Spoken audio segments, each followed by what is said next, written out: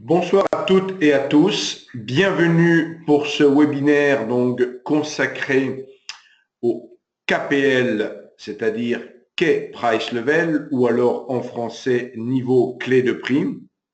Et nous allons parler des trading et forces relatives ce soir. Donc je suis Monsieur Weissrock, représentant ici en France de Self-Invest. Et sans plus tarder, je vous propose de découvrir le programme en fait. Qu'est-ce que vous allez apprendre ce soir au travers de ce webinaire? Donc, vous allez tout simplement comprendre comment on construit ces niveaux clés de prix en partant d'un graphique en unité de temps 30 minutes. Donc, vous arriverez sur une représentation intermédiaire que je vais vous expliquer pour finalement arriver à une représentation des prix d'une autre manière. Donc, on parle d'une représentation en bougie japonaise et vous voyez, on arrive sur un profil de marché où j'ai marqué sur la diapositive 2 pour arriver là. Puis, effectivement, vous apprendrez également comment travailler avec ces niveaux clés de prix. Et pour vous faciliter la vie, quelque part, on a choisi de rapporter de ces 3 niveaux clés de prix sur les bougies elles-mêmes. Donc, ça fait d'une manière beaucoup plus visuelle et beaucoup plus facile à comprendre, surtout lorsque l'on est débutant, néophyte dans cette lecture temps pris.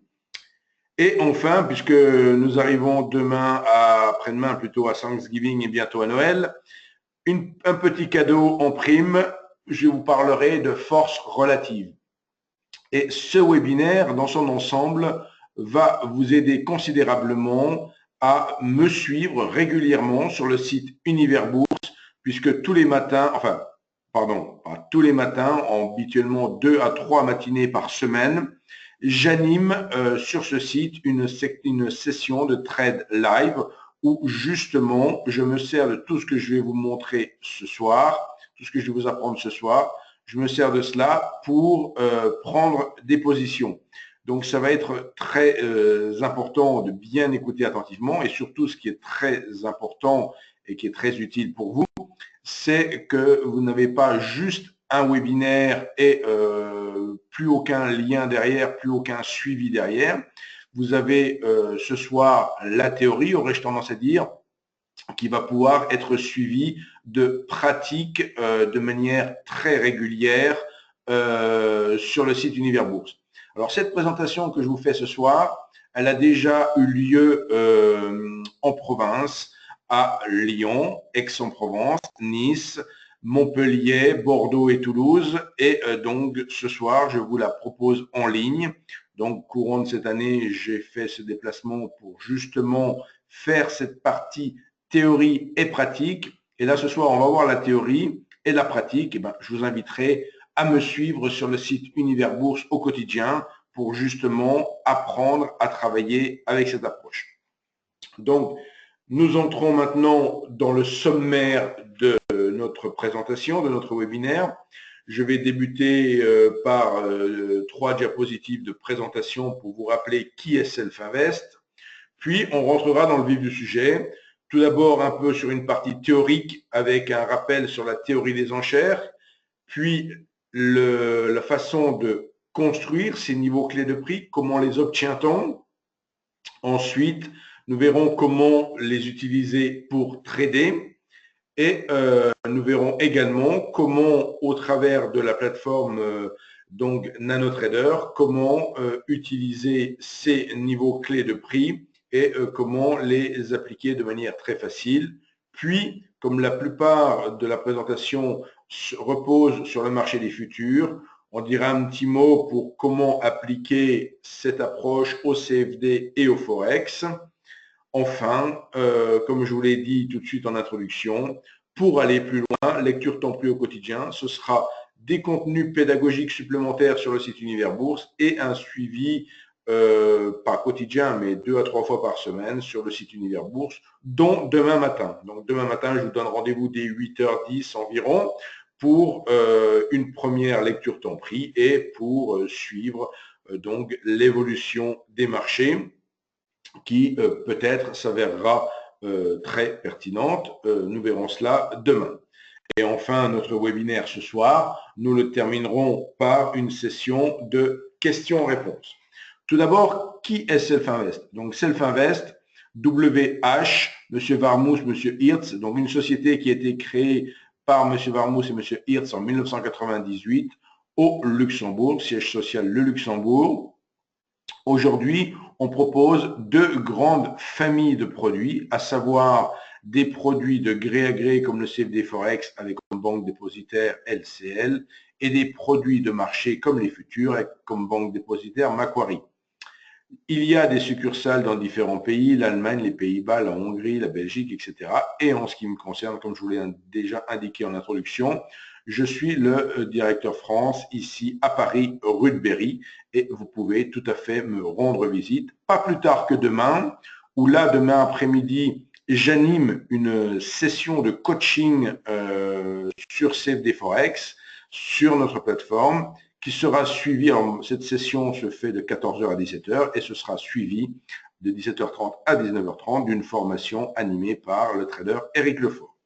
Donc, ce service est disponible en français et dans 6 langues différentes, mais en français de 8h à 22h.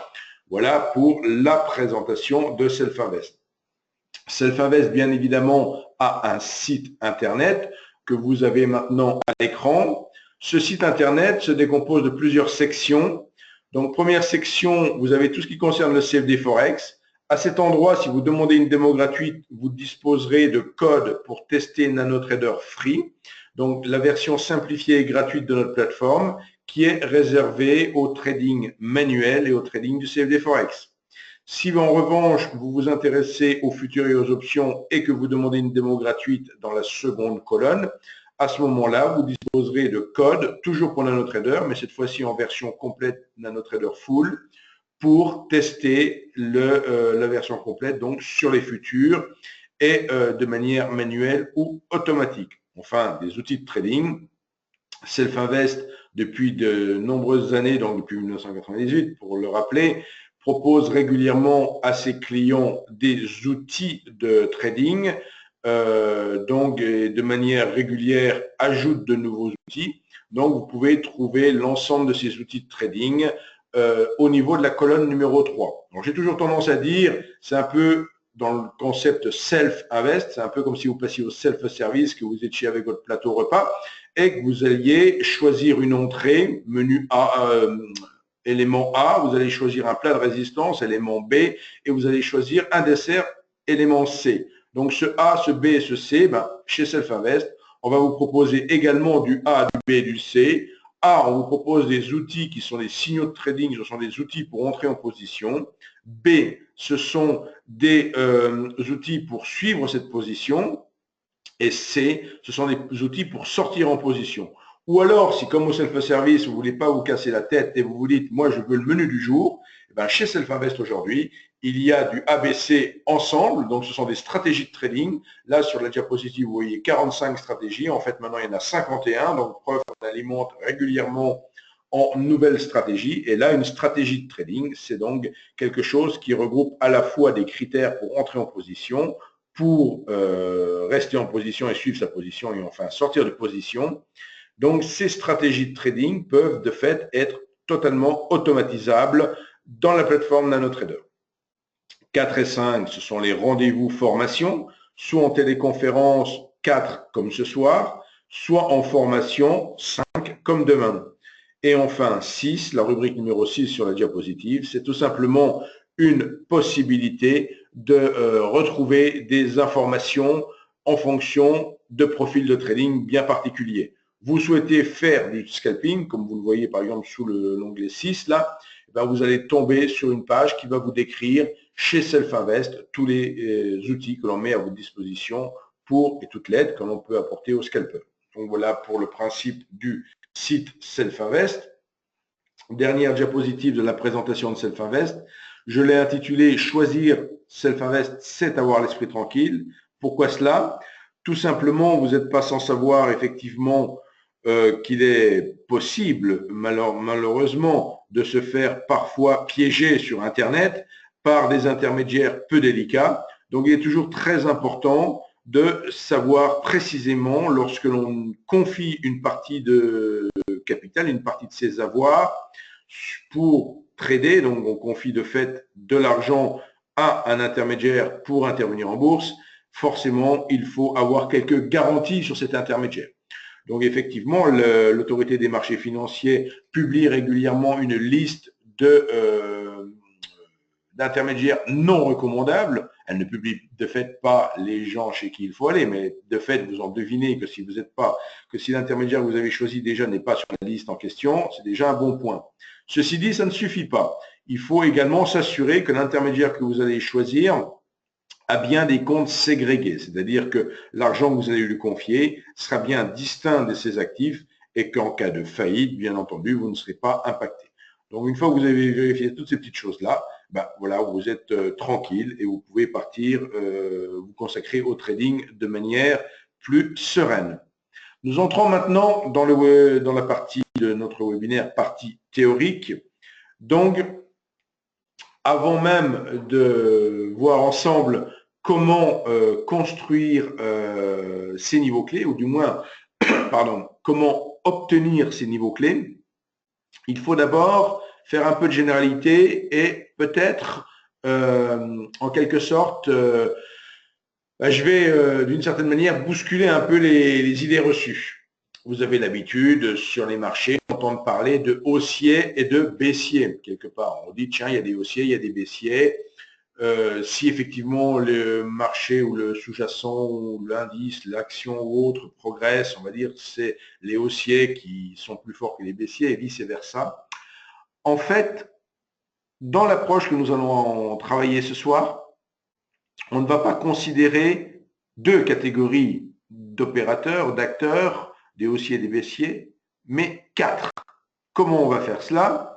Tout simplement en considérant des acheteurs et des vendeurs locaux et des autres opérateurs. Comment fait-on la différence entre ces deux catégories d'acteurs, les locaux d'une part, les autres opérateurs d'autre part? Tout simplement en fonction de l'unité de temps sur laquelle ils travaillent. De fait, toute personne, et lorsque je dis personne, ce n'est pas forcément un être humain, ça peut être un algorithme de trading, tout intervenant, tout qui travaille sur une unité de temps qui est inférieure à l'unité de temps jour, on va dire c'est un local, donc c'est un, et de fait, tous les autres, on ne se casse pas la tête, tous ceux qui sont au-dessus de l'unité de temps jour, on va dire ce sont les autres opérateurs. Donc de fait, nous avons des locaux acheteurs, des locaux vendeurs, des autres opérateurs acheteurs que l'on va appeler AOA et des autres opérateurs vendeurs AOV. Ce qu'il est important également de souligner, hormis le fait que maintenant on a 4 catégories d'intervenants, il est important de souligner qu'effectivement, ils n'ont pas tous la même puissance de feu. Donc très précisément, les autres opérateurs sont sur des unités de temps beaucoup plus longues et ont de fait des moyens financiers beaucoup plus importants. Donc lorsqu'ils interviennent, ils ont tendance à faire bouger les cours de manière assez forte. On peut considérer que récemment, les autres opérateurs vendeurs se sont d'abord manifestés de manière très violente le 9 novembre au matin, au réveil lorsque l'on a appris l'élection de Trump, qui n'était pas du tout, comme on dit, pricé dans les prix. Puis ces autres opérateurs vendeurs se sont fait, dès 9h10, aurais-je tendance à dire, contrés par les autres opérateurs acheteurs qui ont considéré que tout compte fait, tout ce qu'on avait raconté sur l'élection du nouveau président aux USA, ce n'était pas forcément si dramatique que ça et que ça ne méritait pas forcément de donner raison aux vendeurs. Ils ont donc repris le contrôle des prix. Et depuis le 10 novembre, grosso modo, et nous le verrons ce soir en détail avec quelques exemples, puis après, si vous le souhaitez, je pourrais mettre la plateforme et commenter le marché, pourquoi pas, pour anticiper déjà demain. Ben, en fait, depuis le 10 novembre, et plus précisément le 10 et le 11 novembre, on aura établi 2 niveaux d'équilibre entre lesquels on a évolué jusqu'aujourd'hui. Et vous comprendrez tout à l'heure. Donc, de fait, ce qui se passe au travers de cette approche que l'on appelle théorie des enchères, C'est tout simplement que ponctuellement, il se produit des changements de perception de la valeur sur le marché. Ça veut dire tout simplement que ce que vont chercher à faire les prix de manière la plus fréquente possible, ils vont chercher un équilibre. Vous préférez un range si vous voulez. Ils vont chercher à s'équilibrer, à se stabiliser au niveau d'un range de prix et ils seront perturbés dans cet équilibre de temps en temps, pas forcément fréquemment, puisque là, on peut considérer qu'effectivement, il y a eu une grosse perturbation au Brexit cette année, une grosse perturbation avec Trump. Entre les deux, les marchés sont beaucoup moins perturbés. Et effectivement, là encore, depuis le 10 novembre, on ne peut pas dire que les marchés soient très agités. Donc, avant de reparler un peu plus en détail des marchés de manière quotidienne, en fait, de manière contemporaine aujourd'hui, je vais maintenant vous montrer comment on construit cette représentation de prix. Et j'insiste fortement sur ce point. Ce que je vais vous montrer ce soir, ce que je vais vous apprendre ce soir, ce que je vais vous démontrer, ce n'est pas du tout un indicateur miracle ou autre, c'est bien une nouvelle représentation de prix. Nouvelle, récente, elle a été créée en 1982 par Peter Steidlmayer sur le CBOT aux USA, donc c'est relativement récent, 1982, même si c'est au siècle dernier, par rapport à justement des représentations comme les bougies que vous avez sous les yeux actuellement. Donc, pour construire cette représentation graphique, on va partir d'un graphique en chandelier 30 minutes, où ici j'ai mentionné le cours d'ouverture, triangle vert, cours de clôture ou dernier cours coté, triangle bleu, et toutes les bougies entre ces deux points. Première étape, nous allons donc remplacer chaque bougie, chaque chandelier, par une série de lettres. En fait, on va imprimer des lettres à tous les niveaux de prix où il y aura eu des échanges. Ce qui fait que si je regardais par exemple très attentivement la quatrième bougie sur mon graphique, cette quatrième bougie, elle est très haussière. Donc vous voyez par exemple, il y a quasiment, où il n'y a pas de mèche basse, et il y a certes une petite mèche haute, mais quelque part, avec juste 3 points, 3 échanges, on pourrait tracer cette bougie. Qu'il y ait en fait entre le cours d'ouverture et le cours de clôture de cette bougie un échange, des milliers d'échanges ou pas d'échange du tout et juste le début, enfin l'ouverture et la clôture de la bougie, vous avez la même représentation. Par contre, dans le cadre de cette représentation temps-prix, si on avait un niveau de prix qui pour une raison ou pour une autre n'était pas coté, il n'y a pas d'impression de lettres. Donc, vous allez comprendre l'importance de cette petite précision, de cette petite nuance. Maintenant, qu'on passe à la deuxième étape pour établir donc le profil d'une séance. En fait, comment obtient-on le profil d'une séance?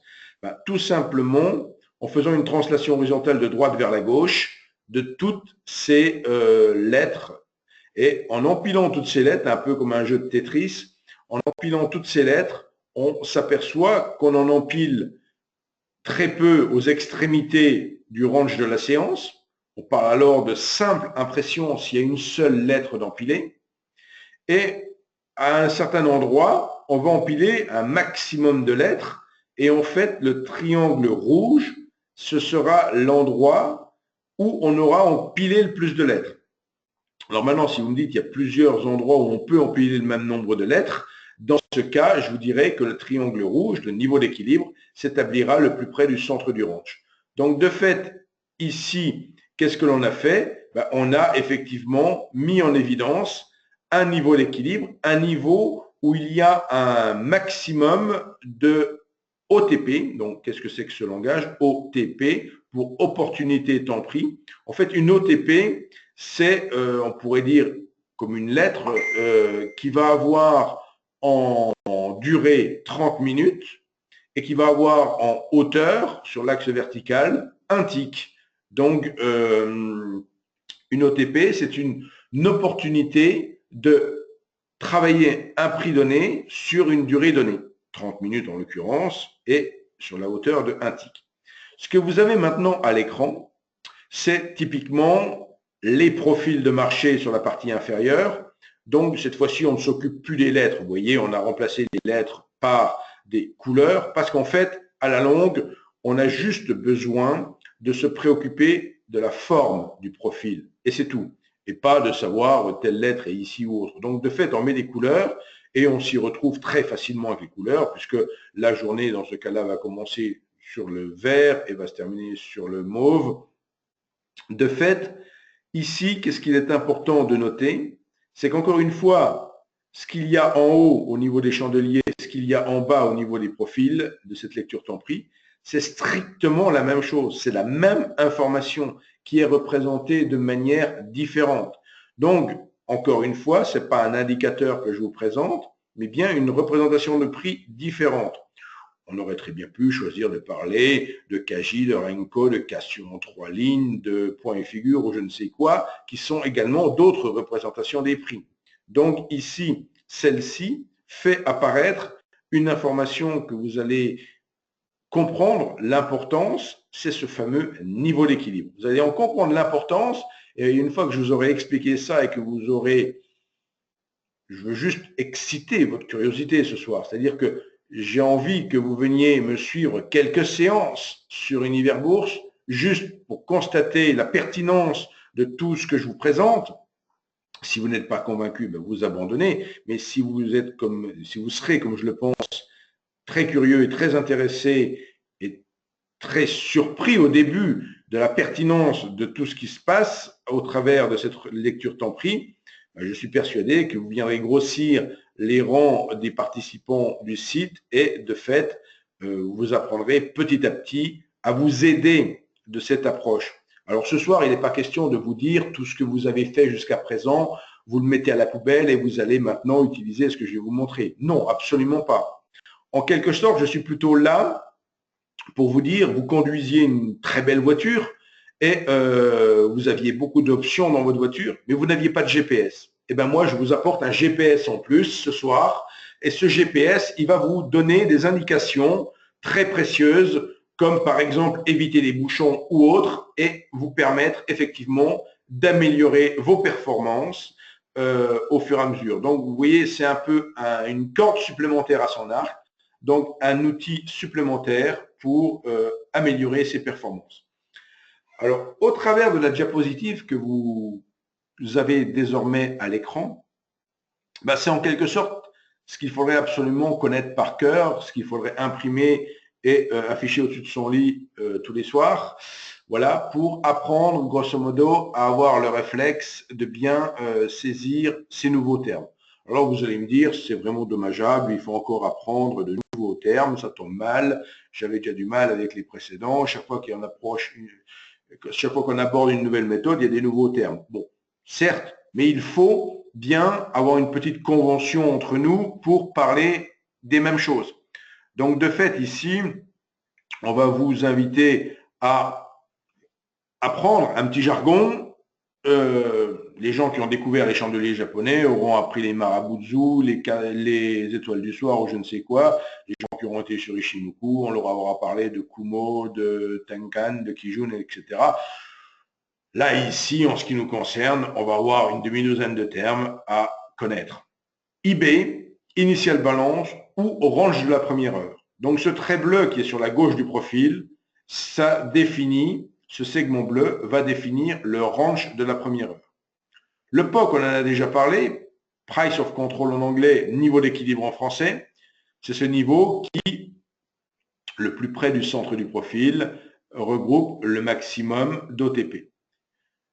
VA, pour zone de valeur, d'une extrême importance également, c'est tout simplement 70% des échanges centrés sur le niveau d'équilibre.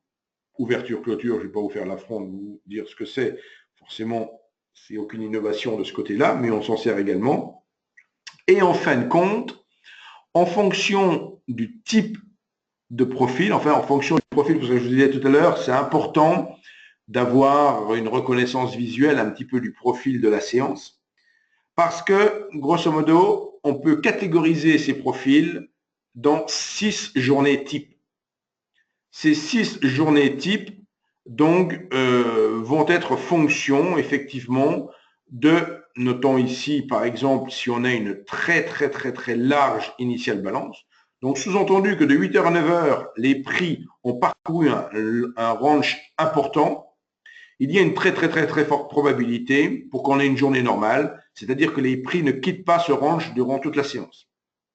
Contrairement à ce qu'on pourrait imaginer, journée normale, ça ne veut pas dire journée fréquente. C'est plutôt une journée très rare, parfois moins d'une fois par mois. Donc, par contre, vous le comprenez bien, ce genre de journée, forcément, on la rencontre lorsque une information de marché n'était pas connue à la clôture de la journée précédente, a été en quelque sorte intégrée durant la nuit et est prise en compte de 8h à 9h. Typiquement, une nouvelle sur la Banque du Japon qui serait connue au moment de la séance asiatique et qui va impacter les échanges en Europe. Et de fait, on peut avoir une IB très large et avoir une forte probabilité d'avoir cette journée normale. Après, à l'opposé de cette journée normale, une très petite IB, donc un range extrêmement petit, donc extrêmement facile à déstabiliser, peut donner naissance à une journée directionnelle, comme dans l'exemple 4 ci-dessous. Donc, et vous avez d'autres journées où l'on a des IB moyennes qui peuvent donner naissance à d'autres types de journées. Donc, ce qui va être important de retenir, c'est qu'en fin de compte, il n'y a pas un type de journée standard qui se déroule tous les jours, mais on ne sait jamais lorsqu'on démarre une journée, du moins moi je ne le sais pas, si vous le savez vous avez de la chance, mais moi je ne le sais pas, tous les jours à 7h59 le matin, je ne sais pas du tout ce qui va se passer. Par contre, au fur et à mesure des informations que j'obtiens, le niveau d'ouverture, à quel endroit il se situe, de manière relative par rapport au niveau clé de la veille, la taille de l'IB, etc. Au fur et à mesure que les informations me sont communiquées par le marché, eh ben, je vais progressivement réagir dans un arbre décisionnel et pouvoir établir en fait le type de journée qu'il va y avoir. Alors, ne coupez pas votre ordinateur, ne fuyez pas tout de suite au vu de la diapositive qui s'affiche maintenant. Celle-ci n'est pas à apprendre par cœur tout de suite. Elle vous est juste fournie pour vous montrer un peu tous les paramètres qui peuvent être pris en compte, comme je viens de le dire, dans le cadre d'un arbre décisionnel. Donc, en fonction de la taille de l'IB, si elle est rompue ou si elle n'est pas rompue, la dynamique des prix, le range que l'on peut avoir, s'il y a ou pas des single prints, etc., etc. Donc, on peut plus ou moins rapidement obtenir, connaître le type de journée auquel on va assister. Et ça, c'est extrêmement précieux parce que ça va nous permettre d'adapter notre trading. Il est évident que dans une journée normale, on ne va pas commencer à faire des paris sur un méga swing et typiquement sur une journée normale ou du moins sur un range très large en ouverture, on ne va pas faire le pari d'une journée directionnelle.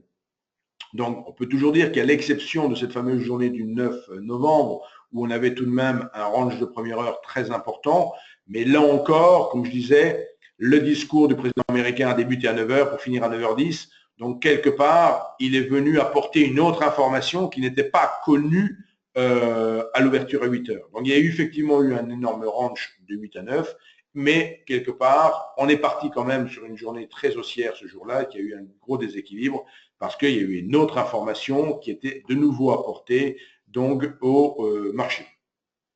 Donc, je vous ai juste donné cette diapositive pour synthétiser un petit peu tout ce que vous allez pouvoir, à l'issue de ce webinaire, lire et découvrir sur le site Univers Bourse, que je vous en ai créé tout à l'heure. Et maintenant, on passe effectivement aux différents paramètres d'un profil de marché, d'un profil de séance, de cette lecture temps-prix. Donc, les différents paramètres qu'il y a, c'est tout simplement la taille. Le premier, c'est la taille d'une boîte quelque part, d'une OTP.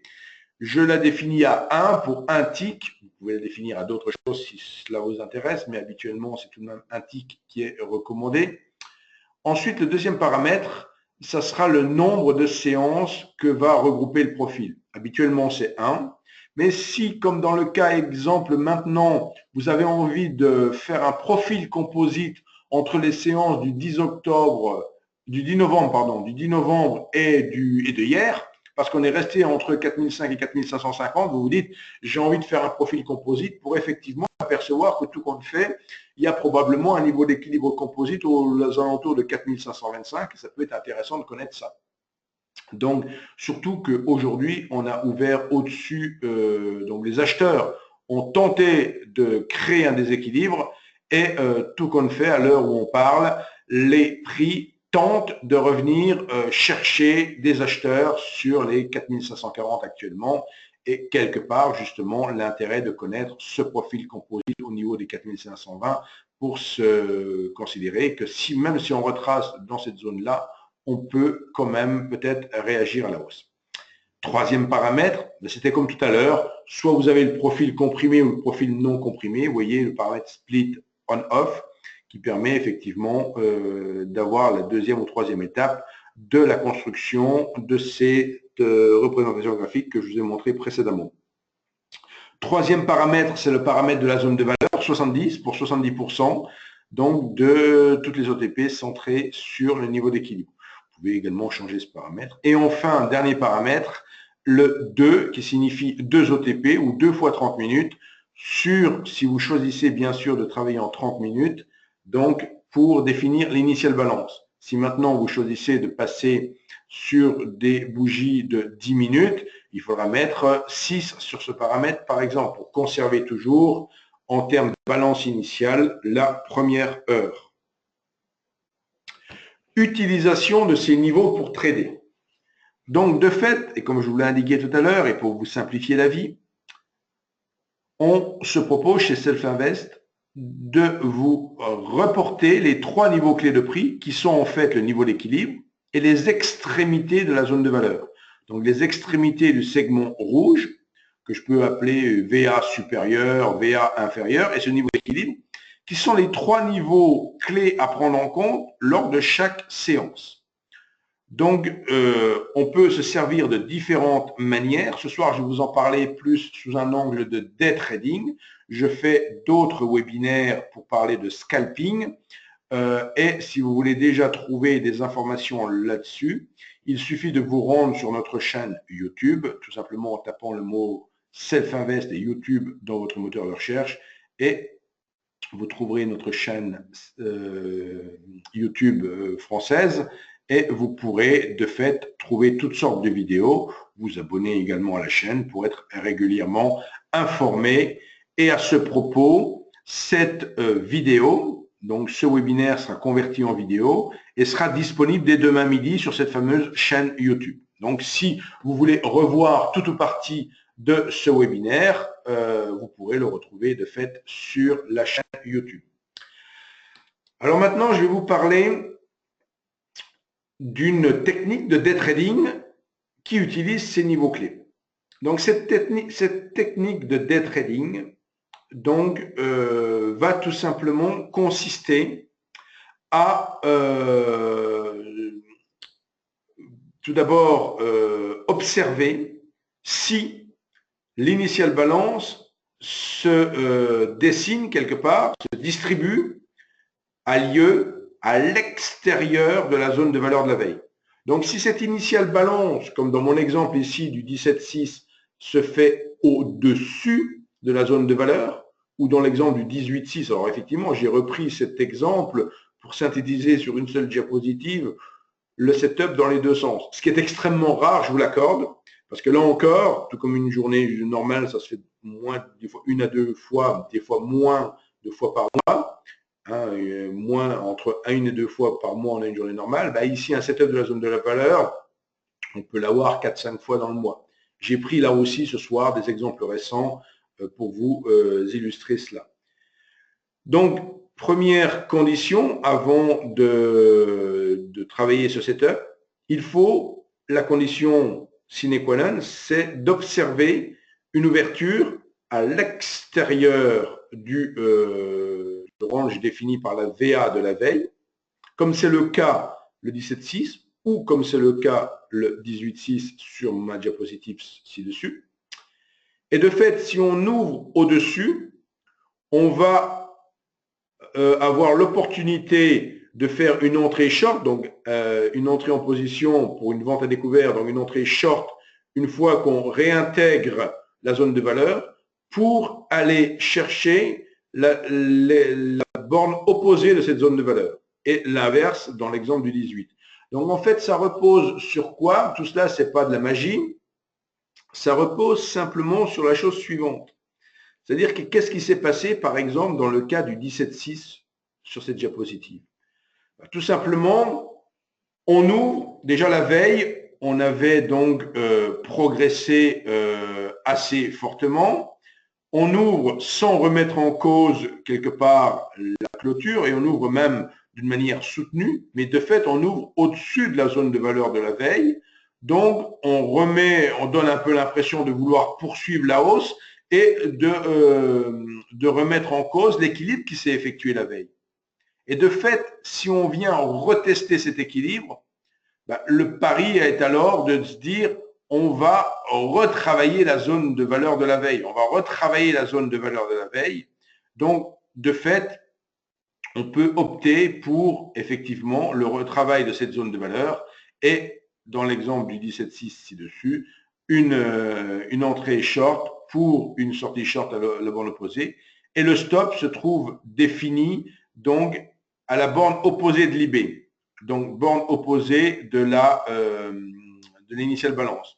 Donc on voit par exemple que le 18.6, on a d'abord été stoppé sur la première prise de position.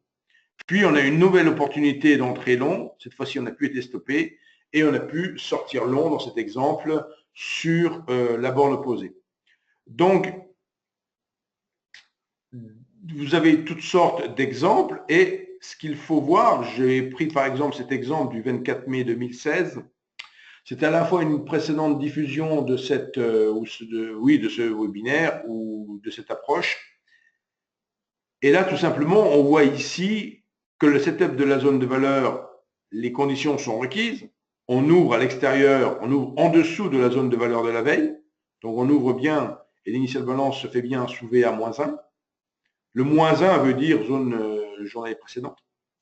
Et on voit par exemple que quelqu'un qui aurait acheté de fait dans cet exemple pour revendre sur la borne opposée de la VA, de fait n'a pas pris tout le mouvement. Mais là encore, effectivement, j'ai surtout pris cet exemple pour bien montrer que ce setup, il définit un point d'entrée et un point de sortie. Et libre à vous, effectivement, de travailler ou pas avec ce setup, mais parfois, on voit qu'on peut arriver à l'objectif et qu'il soit largement débordé. Dans les exemples de ce soir, vous allez voir aussi d'autres, justement, on y arrive. J'ai pris un exemple récent, le 18 novembre 2016. Et en plus, j'ai fait une erreur, au lieu de mettre sur, j'ai mis dur, pardonnez-moi. Donc, tout simplement, ici, on a un exemple récent, le 18 novembre, où les deux premières bougies de 30 minutes sont bien effectuées à l'extrémité de la zone de valeur de la veille, zone de valeur qui est matérialisée par, pour sa borne supérieure, à peu près à 4520, pour son niveau d'équilibre un peu en dessous de 4505, et pour l'autre borne à 4489,50. Donc on voit dans cet exemple, alors on voit la pertinence des niveaux clés, mais on voit que d'une certaine manière, ce 18 novembre, les acheteurs étaient quand même, il y avait une force acheteuse sous-jacente.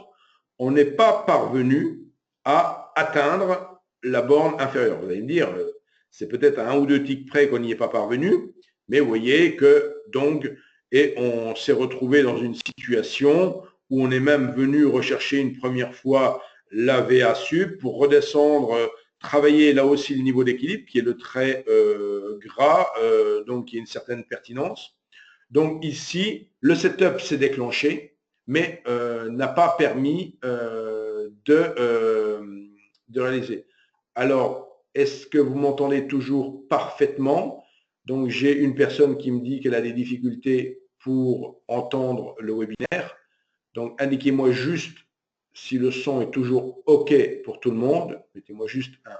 On me dit OK. Donc voilà, bon, j'espère que c'était juste un problème isolé. Hop, tout le monde me dit OK, super. Je poursuis. Donc, séance du, séance du 18, séance du 16. Donc, on retombe dans un exemple un peu comme le 24 mai, vous voyez. Donc, on a bien sur les deux premières bougies, les deux premières bougies de la séance sont les deux premières bougies rouges. La toute première bougie blanche que l'on voit sur ce graphique, c'est en fait la dernière bougie de la séance précédente. Donc, les deux premières bougies rouges sont l'initial balance, sont les deux premières bougies de la séance. Et sur la troisième bougie, on a l'entrée en position. Le stop est de fait posé automatiquement, comme vous le voyez, à l'extrémité de la première bougie rouge, puisque je dis le stop se positionne sur la borne opposée de l'initial balance. Et en fait, on voit qu'on est sorti de position au niveau de la bougie blanche. Vous voyez un petit repère à cet endroit-là. Et on voit qu'après cette sortie de position, il y a eu de nouveau une réaction acheteuse. Donc, il y a eu un rebond assez fort sur la VA1, sur la zone de valeur inférieure, pour ensuite repartir à la baisse, aller beaucoup plus bas. Et aux environs de 16h30, là encore, alors rien n'est truqué, hein, j'ai pris tel quel les cours tout à l'heure juste en regardant, j'ai dit il faut que je leur trouve des exemples récents. C'est deux exemples les plus récents que j'ai trouvés sur le futur CAC. Et vous voyez que c'est assez marrant, enfin marrant, je dirais pertinent, à 16h30, ce doji qui vient juste rechercher VA inférieur. Donc, vous voyez, hormis le fait que l'on peut se servir de ces niveaux clés pour prendre des positions, on s'aperçoit également qu'ils vont jouer des rôles assez importants tantôt de réjection haussière et tantôt de réjection baissière. En fait, vous l'aurez deviné, c'est comme ça que je me sers effectivement de ces niveaux sur des unités de temps beaucoup plus petites, type 1 minute, pour faire du scalping. Mais ce n'est pas l'objet du webinaire ce soir. Et là encore, sur la chaîne YouTube, je vous présente cela si ça vous intéresse. Je vais maintenant vous montrer comment on appellera ça, pardonnez-moi, je pensais à autre chose en même temps. Donc, l'utilisation, comment obtenir tous ces outils en quelques clics de souris directement depuis la plateforme. Lorsque vous êtes dans votre plateforme, que vous avez lancé la plateforme NanoTrader, vous disposez d'un bouton qui s'appelle WHS Store, donc qui est un bouton qui vous permet de trouver ce qui est accessible dans notre boutique. Et tout ce que je vous présente ici, c'est activable gratuitement. Ce n'est pas une stratégie payante, c'est activable gratuitement. Il faut juste être client pour pouvoir utiliser ce que je vous ai présenté ce soir. Je vous avais dit tout à l'heure la possibilité effectivement de travailler sur le CFD Forex. On peut le faire dans la plateforme en utilisant des filtres. Pourquoi? Parce qu'en fait, si votre CFD Forex tourne H24, il faut ôter les périodes hors marché de futur. Donc, typiquement, dans l'exemple du CAC 40, entre 22h et 8h. Pour aller plus loin, je vous le montrerai tout à l'heure. Ce que je voulais montrer ici, c'était la possibilité d'aller sur le site Univers Bourse, trouver des ressources. Je vous montrerai tout à l'heure en allant sur le site physiquement.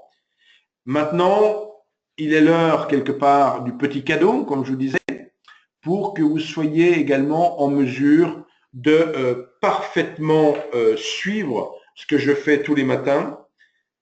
Je ne me contente pas d'utiliser les niveaux clés pour trader, du moins je ne me contente pas d'utiliser uniquement les niveaux clés, je me sers également en complément de la force relative. Qu'est-ce donc que la force relative?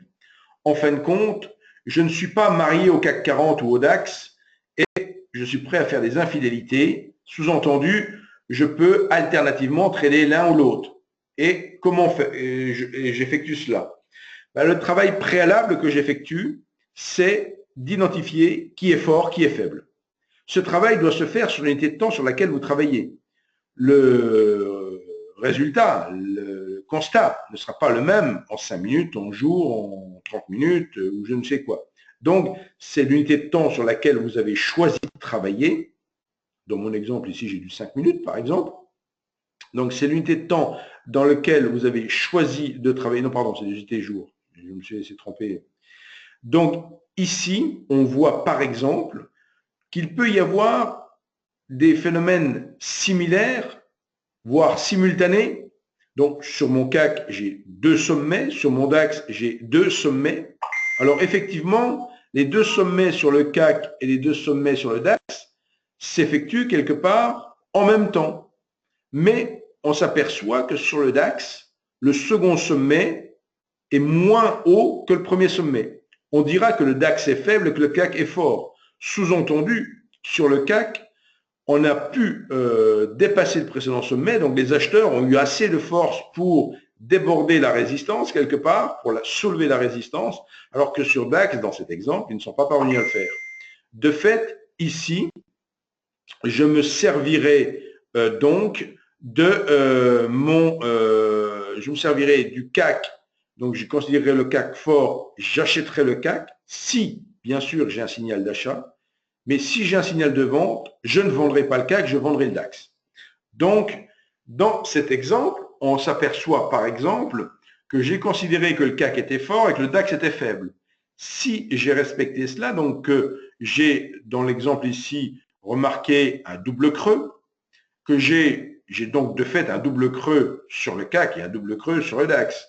Mais j'opte pour l'achat du DAX et pas l'achat du DAX, l'achat du CAC, pardon, et pas l'achat du DAX. Et en fait, on s'aperçoit que le CAC rejoint beaucoup plus vite que le DAX la ligne de coup de son double top, et voire sur le CAC, il la déborde. Alors, ce qui est important, alors bien sûr, on peut faire le même travail à l'inverse, à savoir observer les doubles creux et se dire, s'il y a un creux sur le CAC et un creux sur le DAX, on peut effectivement considérer que les creux peuvent intervenir de manière temporelle identique, mais que forcément de manière relative, l'un des deux creux, donc dans mon exemple ici, le creux sur le DAX est inférieur. Alors j'étais de très peu, donc je me suis amusé ici à mettre en jaune les niveaux précis pour bien montrer que sur le DAX, on était plus faible que sur le CAC. Donc, de fait, lorsque l'on choisit, que l'on a un signal d'achat, typiquement dépassement d'une ligne de coup, on va choisir l'indice fort. Et on voit, là, vous voyez une flèche qui compare deux bougies au même moment. Et vous voyez comment je peux, à ce moment-là, dire le DAX est fort et le CAC est faible, dans cet exemple ici. Le DAX a déjà rejoint la ligne de coup, enfin, a déjà rejoint son précédent sommet, alors que le CAC ne l'a pas encore rejoint. Donc ça, c'est un autre exemple. En résumé, donc, il faut retenir ce tableau. Donc, si vous observez un fort, un faible, retenez toujours qu'il faut shorter le faible et acheter le fort. Donc, on passera systématiquement long sur le fort et short sur le faible. Et ceci est vrai, bien sûr, si l'on observe une force ou une faiblesse sur des sommets ou sur des creux. Donc, autre exemple encore, pour bien enfoncer le clou, et je vous dis, bon, ben ça, après, ça devient un automatisme, hein, c'est très facile à repérer. Et sur le site Univers Bourse, régulièrement, je le dis directement en commentaire. Vous verrez demain matin, si vous me rejoignez, je dirai précisément, je suis long sur tel marché, je choisirai donc long ou faible en fonction de la force ou de la faiblesse des sous-jacents respectifs. À l'instant précis sur cette diapositive du point numéro 3, d'accord, on a observé le point 1, le point 2. Donc, pour la petite histoire, c'était encore une histoire de banque centrale au mois de mars, là. Donc, on a observé les extrémités 1 et 2 d'une très forte volatilité. Et on arrive au point 3.